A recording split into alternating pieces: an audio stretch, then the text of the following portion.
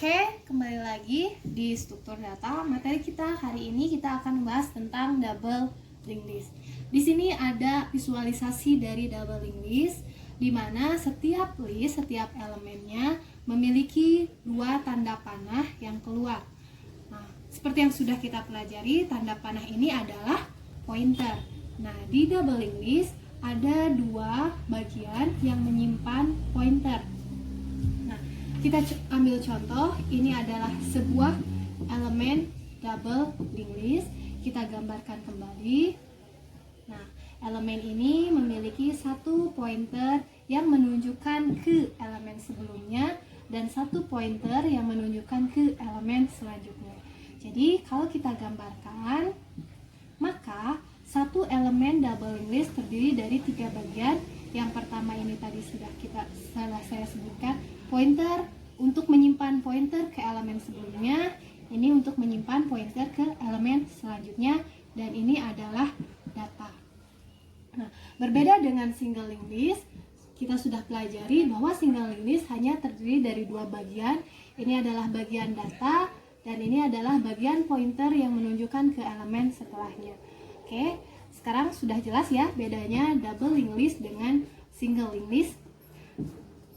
Nah, selanjutnya sekarang kita akan mencoba untuk membuat ADT struct dari elemen double linked list.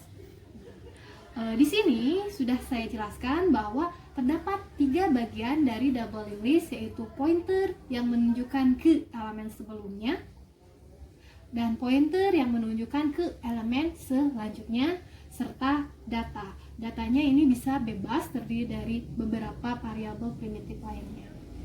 Sekarang kita coba bikin struct ADT-nya seperti biasa, type def, kemudian struct. Kita kasih nama ini, contohnya saya beri nama elemen. Nah, ada tiga bagian. Yang pertama pointer elemen sebelumnya, data pointer elemen selanjutnya. Pointer elemen sebelumnya berarti dia adalah tipe data pointer struct element. Kenapa? Karena pointer ini akan menunjukkan pada elemen lain. Elemen ini adalah tipe data struct element juga, sehingga nanti di sini dia harus menyimpan alamat dari elemen struct sebelumnya. Jadi jadi kita tuliskan struct elemen pointer sebelumnya.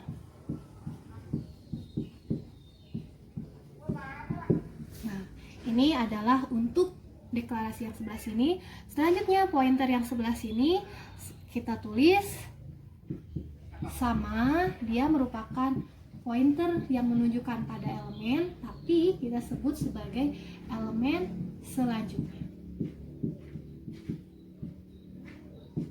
Nah, sekarang di sini kita deklarasikan untuk datanya. Datanya ini bisa terdiri dari berbagai macam tipe data lainnya. Kita ambil contoh di sini, tipe datanya untuk data ini adalah integer data. Cukup, atau kita tambahkan lagi integer nomor. Nah, ini adalah sebuah data yang disimpan di dalam struct ini. Nah, selanjutnya kita beri nama ADT ini sebagai elemen. Sehingga nanti kalau kita akan memanggil atau menggunakan struct ADT ini, cukup kita gunakan kata elemen. Oke, tadi sudah kita membahas tentang bagaimana membuat struct ADT untuk membuat elemen di double linked list. Nah, sekarang saatnya kita bagaimana membuat instruksi untuk membuat new element tersebut.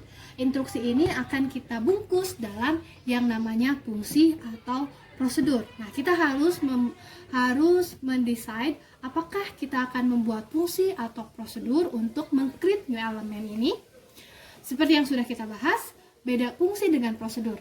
Fungsi itu adalah suatu instruksi-instruksi yang ketika kita panggil, maka dia akan mengembalikan suatu nilai. Sedangkan prosedur, instruksi-instruksi di dalamnya itu ketika dipanggil tidak akan mengembalikan suatu nilai. Nah, di sini kita akan membuat instruksi untuk membuat new element. Nah, instruksi itu berarti harus mengembalikan sesuatu yang di-create.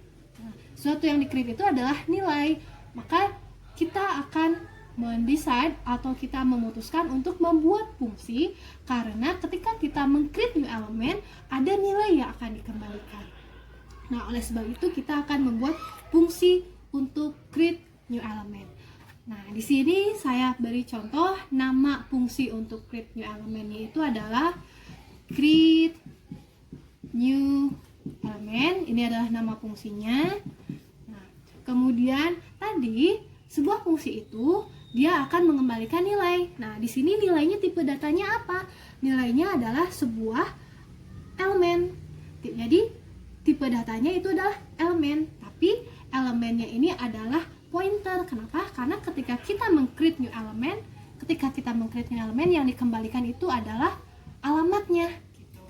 Nah, berarti di sini tipe datanya adalah elemen pointer. Jadi karena dia akan mengembalikan suatu value yang tipe datanya elemen pointer. Nah, kemudian ketika kita meng-create new element ini, kita butuhkan suatu parameter-parameter. Nah, parameter ini apa sih yang kita perlukan ketika kita meng-create new element tersebut? Nah, kan ada 3 ya.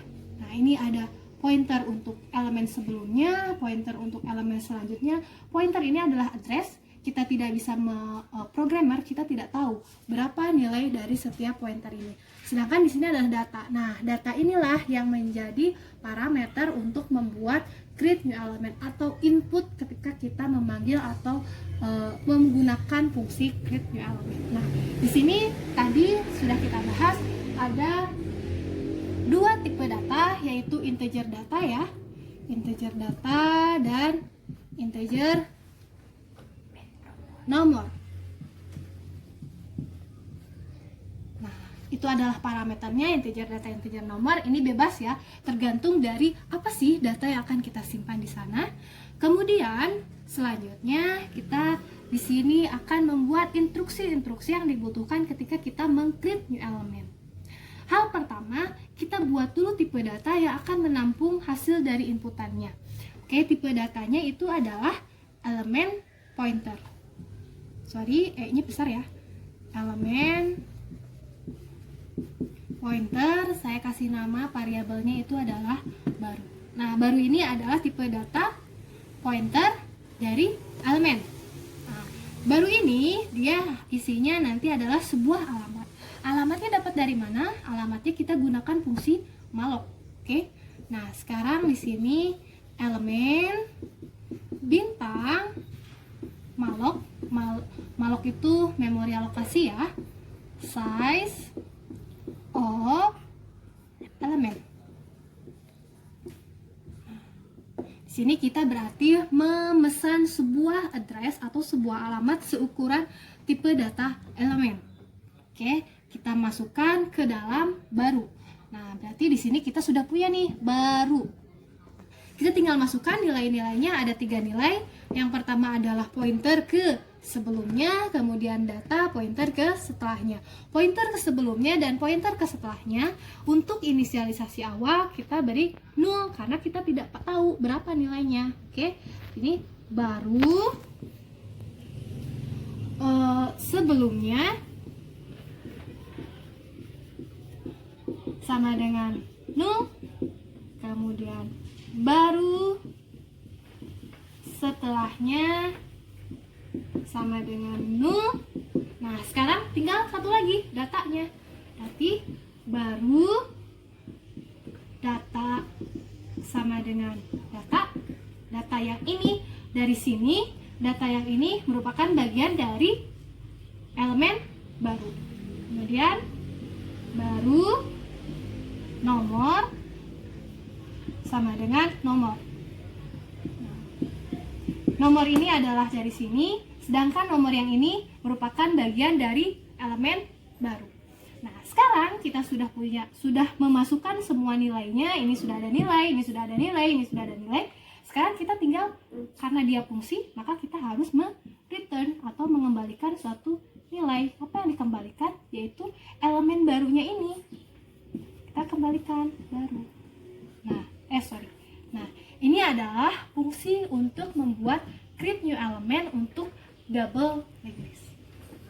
Oke, jadi kita sudah membuat operasi fungsi untuk membuat create new element.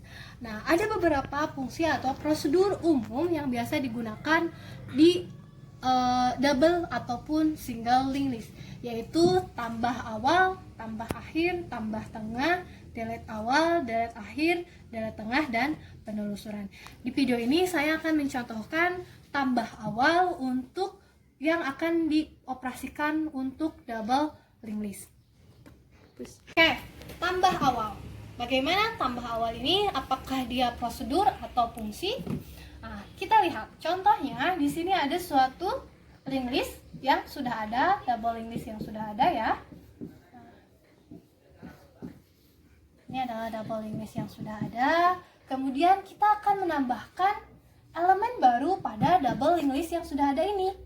Oke, hal pertama yang kita lakukan berarti kita membuat elemen baru yang akan kita tambahkan ke double linked list ini, ya kan? Nah, sekarang sebelumnya kita harus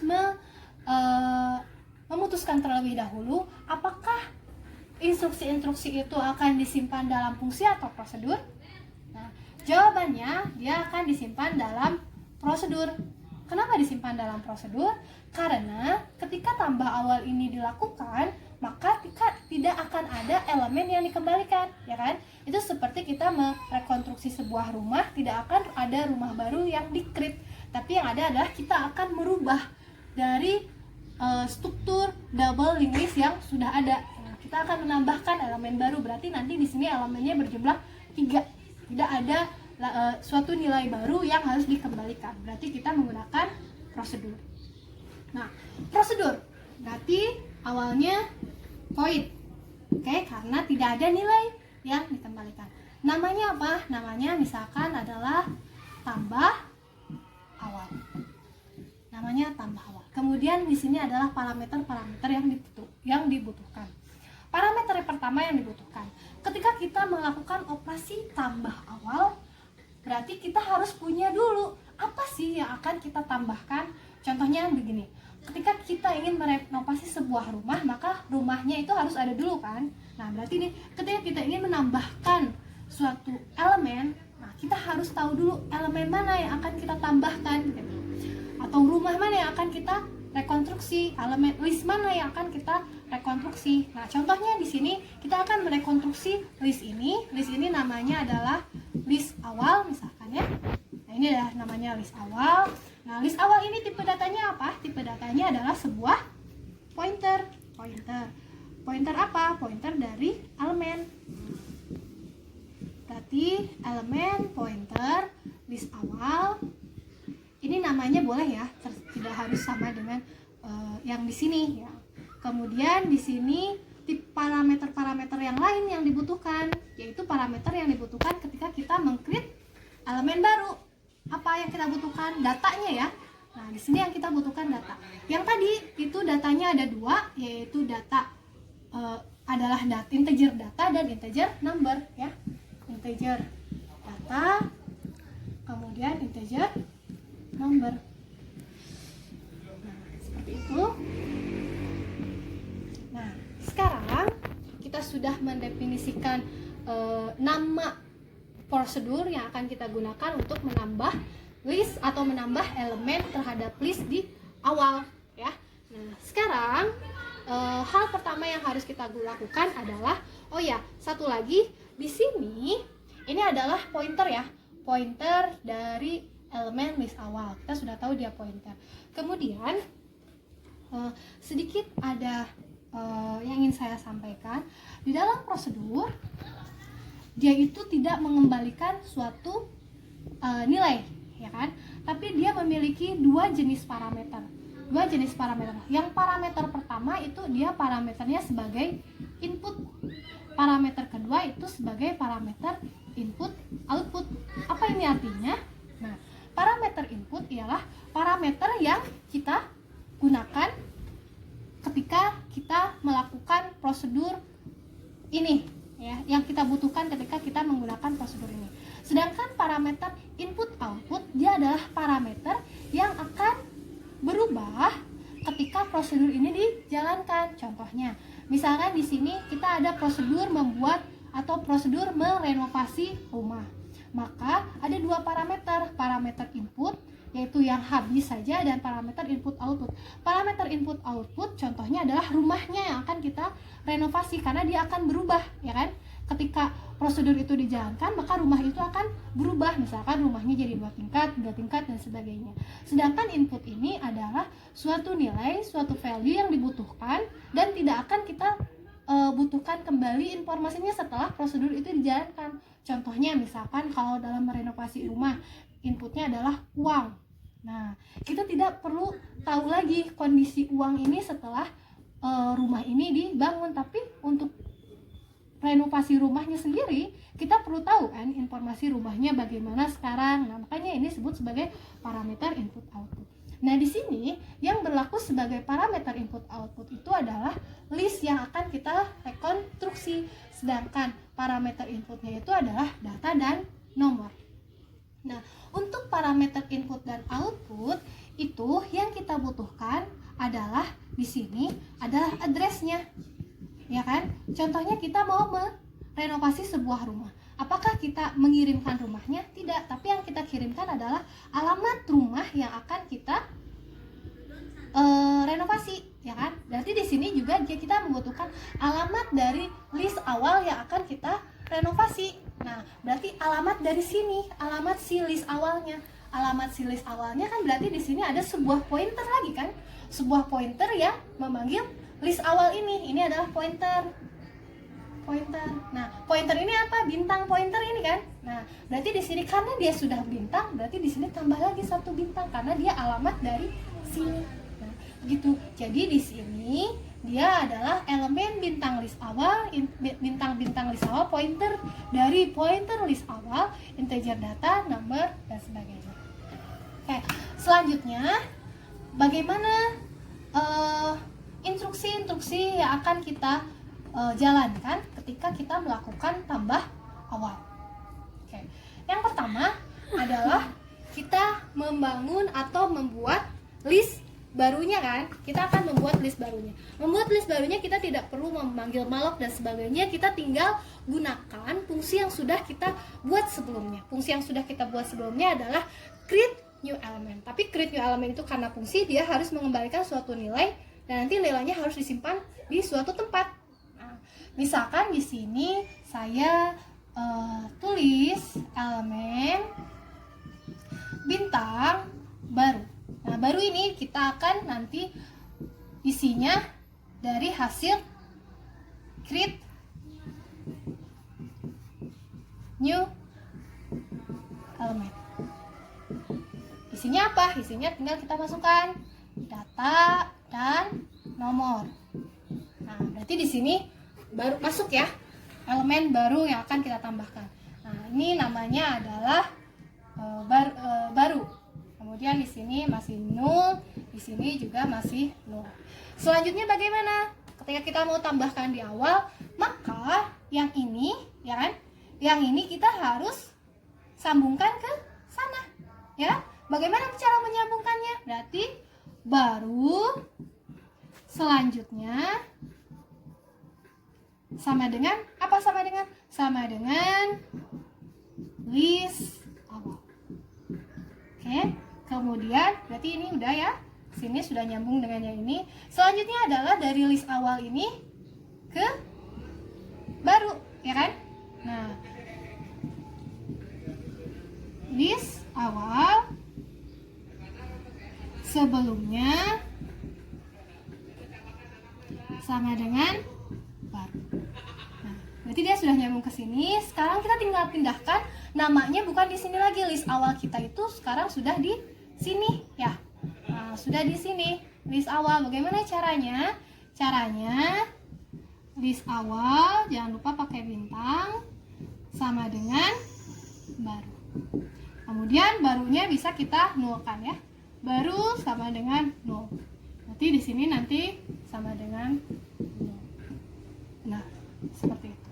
Nah, ini adalah prosedur untuk menambah elemen di awal.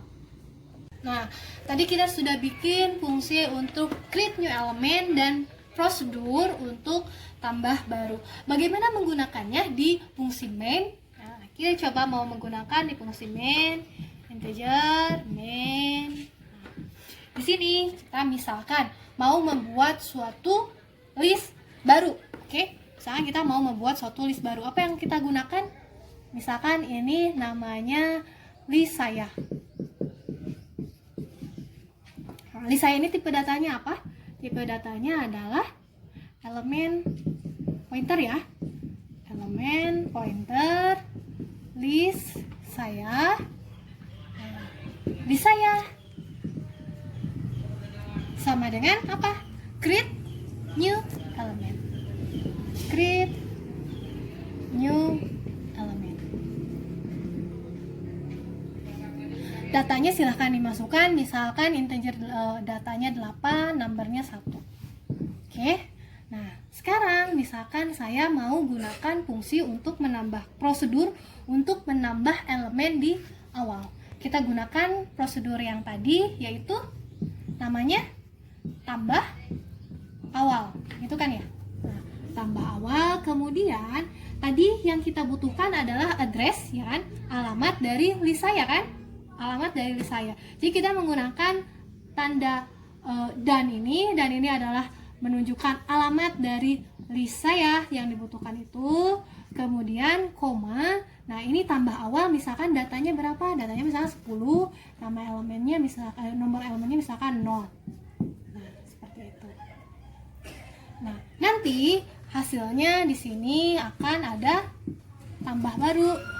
Ini adalah di sini yang tadi yang pertama itu adalah 8 dan 1, yang di sini menjadi 10 dan 0. Nah, ini adalah bagaimana caranya kita menggunakan prosedur tambah awal dan fungsi create new element di fungsi mainnya. Jadi kita tidak perlu meneruskan mengulang-ulang malok setiap kita mau menambahkan elemen baru.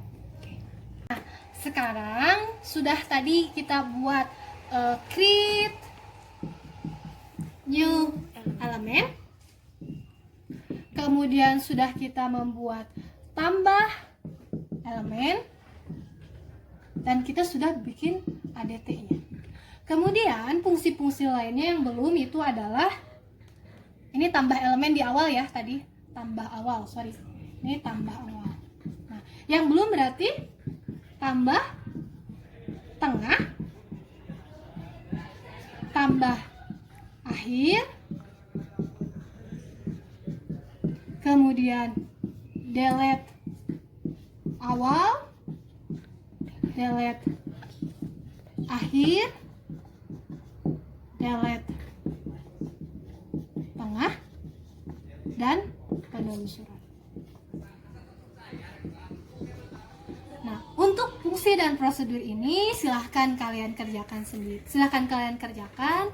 Kemudian untuk detail tugasnya nanti saya akan tuliskan di spot bagaimana detail dari tugasnya dan bagaimana teknis pengumpulan tugasnya. Oke, selamat belajar.